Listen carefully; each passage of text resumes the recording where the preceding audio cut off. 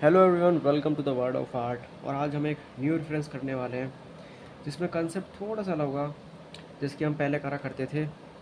इसमें हम पूरा बैकग्राउंड ब्लैक कर देते हैं एंड देन इरेजर से हम उसको ड्रॉ करते थे। तो उसकी तरह बस कंसेप्ट है। इस बार हम क्या करेंगे, उसका कॉर्नर्स ब्लैक करेंगे, बीच में वाइट रहेगा एंड देन उसके ऊपर ब्लैक से ड्रॉ करेंगे और साथ में कुछ उसकी क्रीपीनेस देंगे उसमें। ठीक है, हमने पिछली बार ये ड्रॉ किया था जिसमें कि बैकग्राउंड ब्लैक था अगेन और उसके ऊपर हमने वाइट से ड्रॉ किया था। तो आज थोड़ा सा डिफरेंट, थोड़ा सा अलग, थोड़ा सा ट्रिकी और इसमें थोड़ा पर्सपेक्टिव का भी ध्यान हम देंगे बिकॉज जब हम एक एंगल से बनाते हैं पर्सपेक्टिव व्यू में तो काफ़ी अच्छा लगता है वो देखने में। ठीक है, तो पहले तो मैं अपनी शीट को साफ़ कर लेता हूँ अच्छे से, क्योंकि जब मैं इसको बना रहा था तो पीछे कुछ चारकोल के मार्क्स लग गए थे। ठीक है, तो इसको ध्यान रखें, अपनी शीट को पहले क्लियर कर लें इरेजर से या फिर क्लॉथ वगैरह से अगर कोई डस्ट पार्टिकल है तो।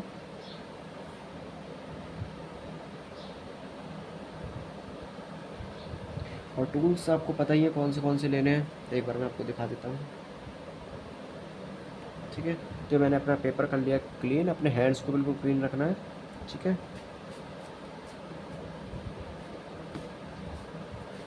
सो टूल्स की अगर मैं बात करूँ तो वही है अपने पास में ब्लेंडिंग टूल्स, 3 ब्रश है हमारे पास में। ठीक है, और पेंसिल्स में हमारे पास 3 या 4 कोई पेंसिल है। वाइट पेंसिल मैं रख लेता हूँ अगर काम आएगी तो, वैसे हमने अभी तक इससे काम किया नहीं है। ठीक है, एक और पेंसिल है आउटलाइंस वाली, वो भी हम ले लेते हैं। And mechanical eraser and mono eraser end cutter, ये हमारे एक्स्ट्रा टूल्स हैं। सॉरी, ये तो हमारी इरेजर्स में आ जाती है। कटर हमारा एक्स्ट्रा टूल है, कभी कभी काम आ जाता है। ठीक है, तो मैं ड्राइंग वाली पेंसिल निकाल लेता हूँ। जो हमारी आउटलाइन वाली होती है वो होती है HB पेंसिल, इस पर लिखा हुआ है अप्सरा की ड्राइंग HB पेंसिल। ठीक है, ये सबसे लाइट चलती है। H का मतलब होता है हार्ड। ठीक है, हार्ड का मतलब इसकी लीड कितनी हार्ड होगी, जितनी हार्ड होगी उतना कम पिगमेंट निकलेगा। ठीक है, उतनी लाइट चलेगी। और B का मतलब होता है ब्लैक। 2 भी आती है, 4 भी आती है, जितने ज़्यादा B का नंबर बढ़ेगा उतना ब्लैक होता रहेगा वो। ठीक है, और जितना ज़्यादा H होएगा उतना ज़्यादा हार्डनेस उसकी बढ़ेगी, है ना। कम H होता है तो थोड़ी ब्रिटल हो जाती है, ब्रिटल हो जाती है और डार्क हो जाती है। और हार्ड होएगी तो हार्ड हो जाती है और लाइट हो जाती है। ठीक है, कंसेप्ट समझ में आया। क्योंकि कई लोगों को पता ही नहीं होता कि ये पेंसिल में HB 2B इन सब का मतलब क्या होता है, और वो कोई भी पेंसिल ले लेते हैं अपनी मर्ज़ी से जो उनको अच्छी लगे देखने में। ठीक है, सो दिस इज़ इट। अब हम बनाते हैं अपना रेफरेंस। पहले तो हम आउटलाइन बना लेते हैं कहाँ कहाँ में क्या करना है। तो मैं ले रहा हूँ एक स्केल, आप छोटा ले सकते हैं 15 सेंटीमीटर वाला। ठीक है, अब मैं इसको इमेजिन करूँगा एक रूम की तरह। ठीक है, जिसकी हमारा एक रूम होता है, उसके हम कोने में बैठे होते हैं तो हमें दिख रहा होता है ना कौन सी एक्सिस कहाँ जा रही है, कौन सी लाइंस कहाँ जा रही है। ठीक है, वैसे अब हम इसके सेंटर में बैठे हैं एंड हमारे सामने एक वॉल है। ठीक है, वो काफ़ी दूर है, हमारा वाइड एंगल है थोड़ा, तो हमें इधर की वॉल दिख रही है, इधर की वॉल दिख रही है, साइड की सामने वाली वॉल दिख रही है। ठीक है, और नीचे का फ्लोर दिख रहा है। So that's how I imagine the image. तो उसके लिए मैं क्या करता हूँ, एक पहले तो मिड लाइन ले लेता हूँ जहाँ पे इंटरसेक्ट करेगा, यानी कि सामने वाली दीवार और हमारा फ्लोर जो है नीचे का वो इंटरसेक्ट करेगा, उस वाली लाइन को मैं इमेजिन करता हूँ। अब वो इमेजिन मैं कहाँ करूँगा, जैसे कि मैंने आपको बताया था रूल ऑफ थर्ड। ठीक है, उसके लिए हम 2 पैरेलल लाइंस बनाते हैं इन अंदाजे से और 2 वर्टिकल। ठीक है, उसके हिसाब से अगर मैं इतना ले लूँ 1 2 3 बराबर है, तो मैं यहाँ पे एक लाइन बना लूँगा बराबर। बराबर मेजरमेंट से कर लेते हैं। लाइक यहाँ पे मैं 8 सेंटीमीटर ले रहा हूँ, तो यहाँ पे भी मैं 8 सेंटीमीटर लूँगा।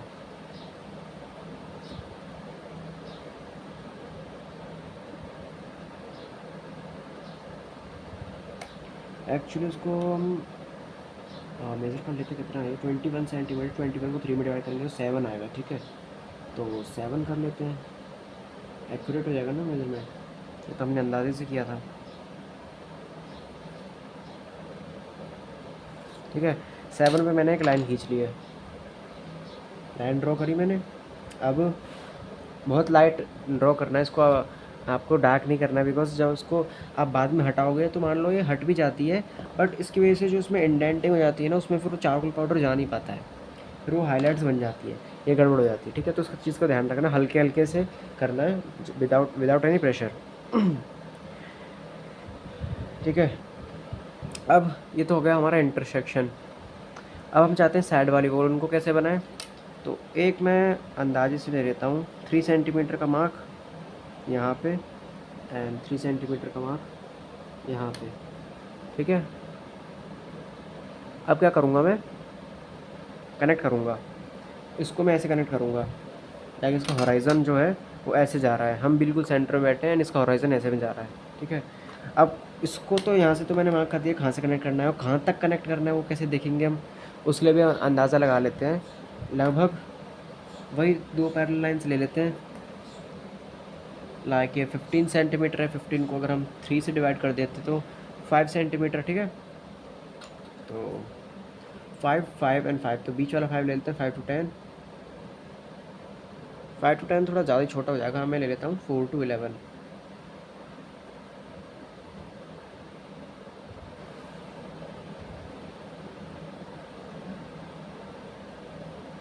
ओके, 4 to 11 मैंने लिया है एंड मैं इसको ड्रॉ कर देता हूँ कनेक्ट करके।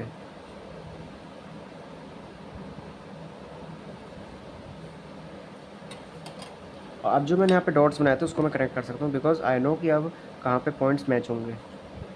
बहुत ही हल्का बनाना है, डार्क नहीं करना है वरना इंडेंटिंग हो जाएगी।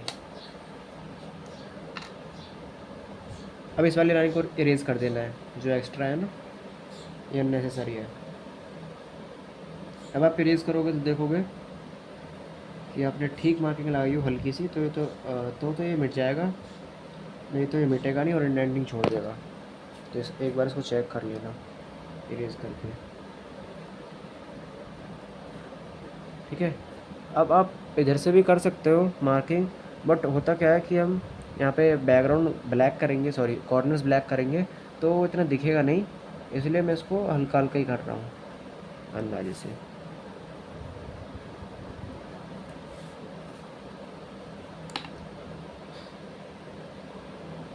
विदाउट एनी मेजरमेंट मैंने कर दिया ऐसे ही, बिकॉज अल्टीमेटली उसको ब्लेंड ही होना है,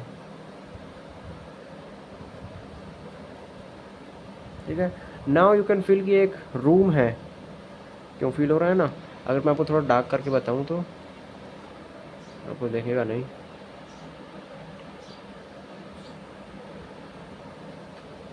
ओके, व्हाटएवर, अभी हमारा लाइंस बन चुका है परफेक्ट। थोड़े बहुत पैचेस वगैरह दिख रहे हैं यहाँ पे जो मेरे पिछले आर्टवर्क की वजह से गंदा हो गया था, बट नो वरीज बिकॉज हमारा क्रीपी टाइप का आर्टवर्क है तो हमें क्लीन एंड फाइन लुक नहीं चाहिए बिल्कुल, थोड़ा बहुत मैसी चलेगा। अब मैं क्या करूँगा, यहाँ पे एक सब्जेक्ट बनाऊँगा, जैसे कि मैंने आपको बताया रूल ऑफ थर्ड, उसमें हम 2 वर्टिकल लाइन बनाते हैं, 2 हॉरिजॉन्टल लाइन बनाते हैं, ठीक है। अब जहाँ पे वो इंटरसेक्ट करते हैं वहाँ पे उनकी नज़र जाती है, और अगर मैं इसको हाफ हाफ में डिवाइड कर दूँ तो उसका जो सेंटर है, ठीक है, सेंटर में भी हम सब्जेक्ट रख सकते हैं अपना, तो वहाँ पे भी हमारी नज़र जाती है। या फिर डायगनली रखो, डायगनल होता है, एक कॉर्नर वाला होता है, मतलब बहुत सारे होते हैं पर्सपेक्टिव, आप सर्च कर सकते हो रूल ऑफ थर्ड के अलावा, ठीक है। तो मैं इस बार जो है सेंटर में रखूँगा बिकॉज ये हमने कॉर्नर की लाइंस जो है वो हमने बना दी हैं जो कि इंटरसेक्टिंग पॉइंट पे थी। अब सब्जेक्ट को मैं बिल्कुल सेंटर में रखूँगा बिकॉज ये एम्फेसाइज होगा, लाइक ये लाइंस है ना आपकी आइज़ को लीड करेंगी इस तरफ, ये वाली लाइन से ये भी इस तरफ लीड करेंगी एंड बीच में हमारा सब्जेक्ट होगा तो बहुत प्यारा लगेगा। ये है इसकी साइकोलॉजी, क्योंकि आर्ट वर्क बनाते वक्त सिर्फ कॉपी नहीं करना होता है, समझनी पड़ती चीज़ें क्या हैं क्यों हैं, ठीक है। अब मैं एक बॉय को बनाऊंगा जो कि रो रहा है, फ्रॉम फियर फ्रॉम डार्कनेस, ठीक है। उसको मैं यहाँ पे बनाऊंगा बैठा हुआ एंड उसका शेडो जो है यहाँ पे आएगा, थोड़ा उसको आगे कर देंगे बिकॉज यहाँ पे एक लाइट मैं बना देता हूँ, लाइट सोर्स।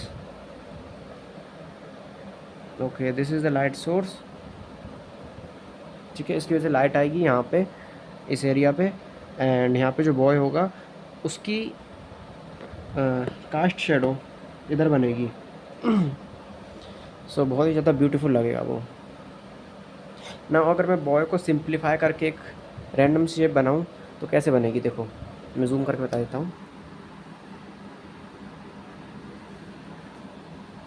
अब देखो आपको सोचना है कि बॉय कैसे बैठा है, वो बॉयज़ जो बॉय होता है, बॉय बैठा है यहाँ पे इसके ऊपर वॉल के पास में बैक करके एंड फेस हमारा इधर है, बट उसका फेस जो है उसके लेग्स के बीच में है, जिसके हम हेड डाउन करके बैठते हैं ना वैसे ही, और उसके हैंड्स जो हैं आपस में क्लच होके उसके लेग्स के ऊपर सपोर्ट करके बैठे हैं। तो इस तरीके से अगर आप सोचोगे तो उसकी एक बॉडी की फॉर्म समझो, जब वो हैंड्स को आगे करके बैठेगा तो उसके हैंड्स स्ट्रेच होंगे, एल्बोज़ वगैरह बाहर निकलेंगी, जिसकी वजह से उसका एक शार्प एज निकलेगा, ठीक है। और जो उसके हिप्स हैं वो इतने ब्रॉड तो होंगे नहीं, तो एक ट्रायंगल टाइप का नहीं बन जाएगा, ट्रायंगल या फिर ट्रेपेजियम। ठीक है, तो मान लो इधर वो बैठा है, इतने ब्रॉड उसके हिप्स हैं, मैं बिल्कुल सेंटर में ले लेता हूँ जिससे देखने में बिल्कुल आस्थेटिक लगे।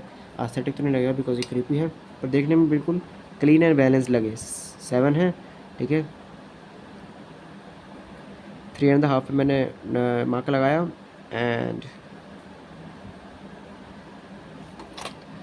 So this is the marking. ठीक है, इतना होएगा हमारा बॉय। ठीक है, अब बॉय को हम लंबा कर देते हैं, लंबा कर देते हैं, आई मीन 3D फॉर्म में बनाते हैं, शेप्स में। So this is how it will look. अगर इसको मैं पूरा एक्सटेंड कर दूँ तो ट्रायंगल बन जाएगा, बट यहाँ तक बॉय बैठा है तो मैं इसको काट के ट्रेपेजियम बना दूँगा।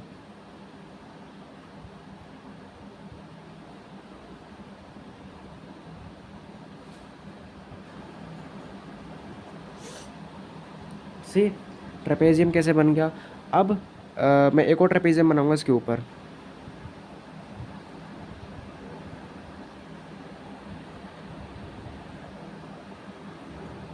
सी कैसे मैंने एक डायमंड शेप बना दिया है। और अगर मैं इसके ऊपर एक सेमी सर्कल बना दूँ या फिर एक सर्कल ही बना दूँ पूरा, नाउ यू कैन फील कि ये एक इंसान है जिसके ये शोल्डर्स हैं, हेड डाउन किया हुआ है, इसके हाथ हाथ ऐसे आ रहे हैं। अगर मैं हाथों को भी थोड़ा ऐसे कर दूँ, नाउ यू कैन फील कि हाँ भाई ये कोई है जो बैठा हुआ है। यहाँ पे इसके लेग्स वगैरह आ जाएंगे। ठीक है, तो हमने बेसिक स्ट्रक्चर तो बना दिया है। अगर इसका मैं एक लेग यहाँ पे निकाल दूँ ऐसे करके तो भी अच्छा लगेगा। चलो वो करते हैं।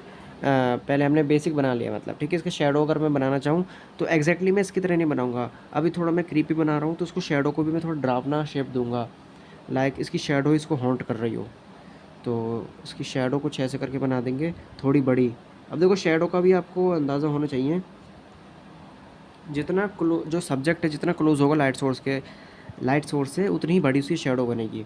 ये चीज़ तो आपने बचपन में भी सीखी होगी, अगेन मैं आपको बता रहा हूँ। ठीक है, तो इसका शेडो है मैंने लंबा कर दिया है एंड इसके मैंने हाथ निकाल दिए हैं एंड डरावने से बना देंगे कुछ यहाँ पे ना। अभी मैंने अंदाजे के लिए बस निकाल लिए हैं ये,